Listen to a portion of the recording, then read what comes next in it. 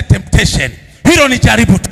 Tunaingia kama kwenye mtihani. Tunaingia kwenye examination room. Ni wakati wa mtihani. Sikia nikwambie, mtihani hata kama una rafiki yako, usiku ya mtihani huwa hawezi kukuonyesha majibu. Mwalimu hata kama rafiki yako, siku ya mtihani hata nondo ulizozitunza nondo kwenye vimalindo, umeficha nondo, wanakagua kila kitu. Kama andika jibu kwenye meza, ile meza zinaoshwa zote ili usiwe na majibu. Mwalimu kama alikuwa rafiki yako, siku hiyo ni mkali kama pilipili. Wengine wa darasa la 7 na kadhalika, paka polisi wanalinda. Nikia nikwambie, mtihani unakuja ni kwa ajili yako peke yako. Usimame, upite salama. Acha kusaidia majibu. Usitake majibu ya kusaidiwa. Pita mwenyewe.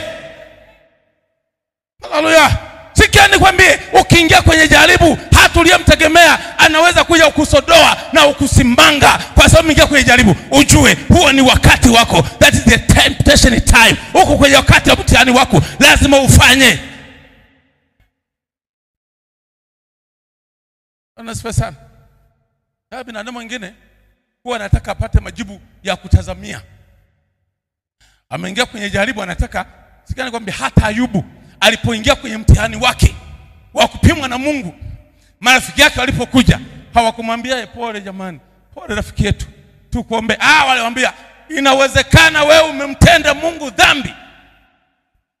Hatujai kuona mtu mwenye haki anaugua kiasi hiki. Hatujai kuona mtu mwenye haki anapata mateso. Wewe umemtenda Mungu dhambi. Ayubu akapeleleza, Mungu wangu, wapi nimekosa Mungu? Biblia inasema Ayubu akalia kama siku 7. Rafiki zako wamsaliti. That is the time. Hiyo ni wakati wa temptation, ni wakati wa jaribu, ni wakati wa mtihani. Examination room. Kwenye mtihani wako, kwenye chumba cha mtihani unakuwa peke yako. Wala usione watu kawashika uadui kwa sababu kwenye mtihani. Ukipita kwenye jaribu lako, watu wanaokusimanga, sema kuna wakati utakuja, nitavuka ng'ambo ya pili. Sitakuwa hivi.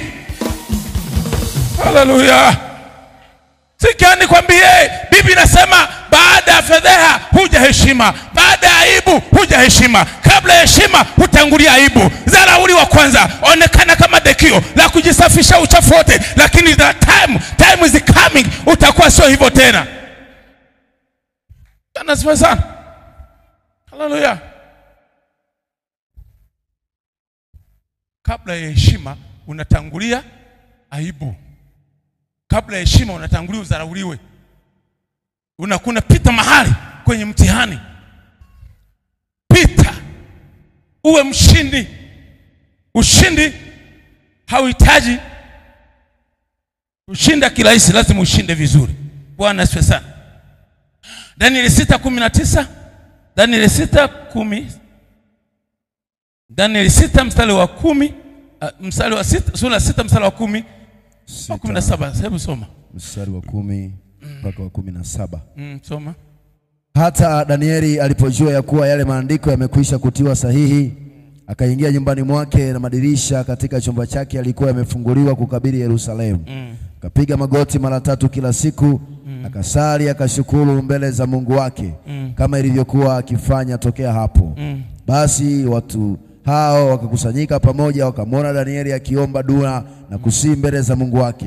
Ndipo wakakaribia, wakasema mbele ya mfalme katika habari ya ile marufuku ya mfalme, je, kukutia sahihi ile marufuku ya kwamba kila mtu atakayeomba kwa dua kwa Mungu awaye yote au kwa mtu awaye yote katika muda wa siku 30. Luka soma mstari wa 23. Soma hapo anasemaje? 23 anasema, basi mfalme akafurahi sana, akaamuru wamtoe Danieli katika lile tundu. Ndipo Danieli akatolewa katika lile tundu, wala dhara lolote alikuonekana mwilini mwake, kwa sababu alikuwa anamtumaini Mungu wake. Mfalme akaamuru, nao wakawaleta wale watu waliomshitaki Danieli, wakawatupa katika tundu la simba, wao na watoto wao na wake zao, na wale simba wakawashinda, wakaivunja mifupa yao vipande vipande kabla hawajafika chini. Bwana asifiwe sana. Tunachokisema hapa, baada ya aibu Danieli aliinuliwa. Baada ya aibu Danieli aliweka juu. Aliinuliwa na akatangazwa, na cheo chake kikapanda zaidi. Baada ya aibu, maneno ya watu kwako yatabadilika.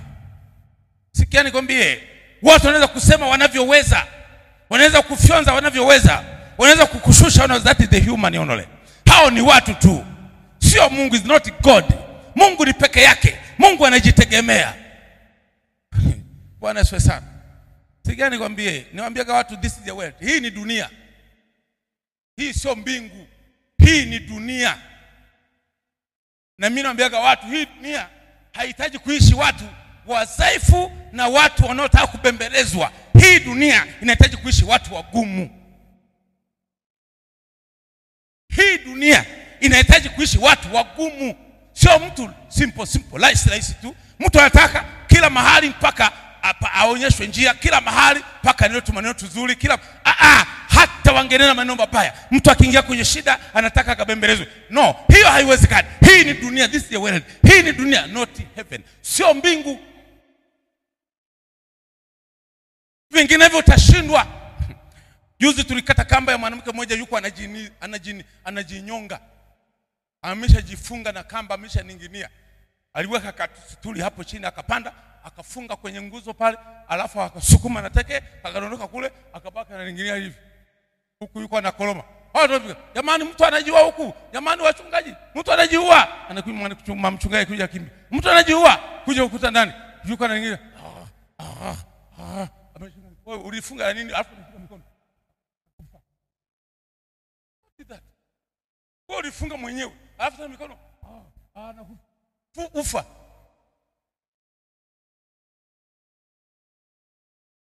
Afika mchungaji mmoja Zirahenda, akakamata huku chini. Mchungaji Zirahenda akabebea huku juu. Mimi ni mrefu, nikaanza kufungua kwa shingoni na wenzangu, tukafungua.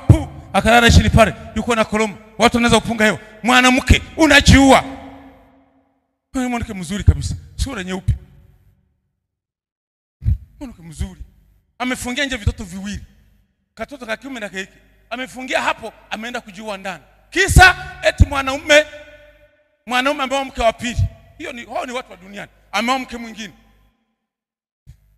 Alienda kwa mama mkwe kushtaki kule kwa mkwe wake, mama yake na huyu kijana hakusikilizwa. Aliporudi mwanamke akakuta ndani bufa na TV havimo. Kinachofuata, fungia nje watoto, weka machomeko ndani, kwenda kujininginiza. Kweli ndio jibu la dunia hii, kujiua. Yukakata kamba, akadondoka chini, wakapulizia, wakabeba pale kwenye kitanda. Na kia tuingie hivi kwa sababu mimi bahati nzuri niko vizuri. Niliingia na mlango na mchungaji Zirahenda, tunakanyaga bao moja kwa kubadu, kaitika ndani, tukaingia. Kabla hajafa tukaenda kufungua, akatoka. Unajiua kwa sababu ya dunia. Hii ni dunia. Hapa sio mbinguni. Lazima na roho ngumu na moyo wa ushujaa na ujasiri upite mahali pasipopitika. Hapa na kuabudu hapa ni Mungu peke yake aliyeziumba mbingu na nchi. Tunakuja kumwabudu Mungu aliyeziumba mbingu na nchi. Sikia nikwambie, uwe na manyota, uwe polisi, uwe askari, uwe nani, uwe na pesa, usije kuabudiwa hapa. Hapa tunamwabudu Mungu aliyeziumba mbingu na nchi. Bwana asifiwe sana. Usitake heshima hapa. Usitupe kazi nyingine ambayo haituhusu sisi. Haleluya.